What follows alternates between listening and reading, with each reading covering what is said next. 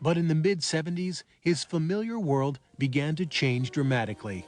His wife, Susie, was a very good singer, and she began to perform in nightclubs. Well, hello there, good old friend of mine. I remember Warren sitting there looking extremely proud, and he'd sent her a lot of flowers and everything. He was very good about backing her on that. The Buffetts celebrated their silver wedding anniversary in 1977. But that same year, Warren's world fell apart. Susie decides that she wants a life of her own as well as a life as Mrs. Warren Buffett. I think she just got to a point in her life where she needed some space, you know, a room of her own or whatever. Susan decided to move to San Francisco. That's pretty tough for him, particularly in the beginning. He would open a vein for Susie. After a couple of years, Astrid Manx moves in, who was a friend of Susie's, and more or less at Susie's suggestion, and that becomes, you know, that's the way he deals with it. But those are tough years for him. Astrid became like a second wife to him, but he and Susie stayed married. And amazingly enough, they were two people that could pull that off, you know. Most people couldn't, but they could and did. There's no question that he was crazy about her. If you knew Susie like I know Susie, oh, right now. And she was crazy about him. As life went on, it looked like a more unusual husband and wife relationship. And soon there would be yet another important woman in Warren Buffett's life. I'm Warren Buffett, chairman of Berkshire Hathaway Incorporated, which has a... In the early 1980s, Warren Buffett was steadily adding to the Berkshire Hathaway portfolio. And for a while, he had his eye on the Nebraska Furniture Mart. It was owned by 90-year-old Rose Blumpkin, better known in Omaha as Mrs. B. Can they help you? Maybe what you're looking for, honey. Come on, I'll show you what it is. Got lots of bugs.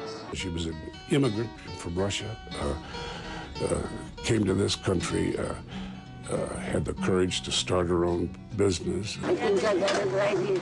By the 1980s, she's got her whole family, and she's got the single biggest furniture store in the United States. Mrs. B ruled the store, barking orders and invective from her motorized golf cart. Your all day is waiting. You don't do nothing. That's all they do is wait. You don't just look. Never taking a day off, she worked 14 hours, 7 days a week, and was all business. You got Perrick? I need new. Cost you $17.50. She had the price tags of the furniture in her house, in case anybody who came by was interested.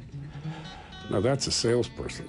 I sell anything, I don't care. This woman is like the, you know, the sort of distilled epitome of the capitalist drive in one little tiny nutshell. Thanks to Mrs. B's formula, which was sell cheap and tell the truth, the store had annual sales in the neighborhood of $150 million. And in 1983, Warren Buffett decided to buy her store. Buffett walked in and he said, you know, it's my birthday, I'd like to buy your business. He says, well, you know, I'm ready to sell to you. How much? $60 million. She does not read or write English. The contract is one page. She makes a mark, gives her the check, the business is done. Done on a handshake. No hostile takeover and no junk bond financing or selling off parts for greater profits. In a decade of corporate raids when greed was good, and Madonna's Material Girl would become the symbol of the age,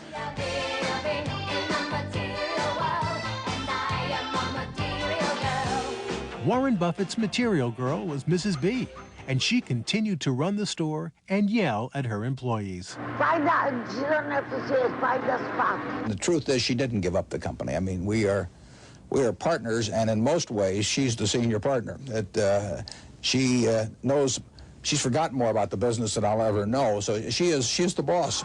So now the load at Berkshire must be borne by Mrs. B. Warren Buffett loved Mrs. B and honored her at an Omaha Press Club event in 1987. Mrs. B will save me.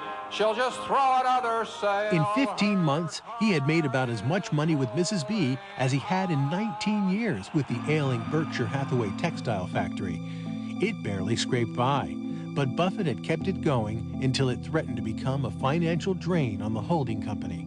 He was very reluctant to send the employees packing, and he was sensitive to being called the liquidator, you know, some Wall Street type who comes in, closes down the plant just to make a buck. But to Buffett, the shareholders always came first, and in 1985, he reluctantly closed it down, leaving 400 jobless employees with bitter feelings. That same year, Buffett came to the aid of his good friend Tom Murphy of the media company Capital Cities. Murphy was about to buy ABC,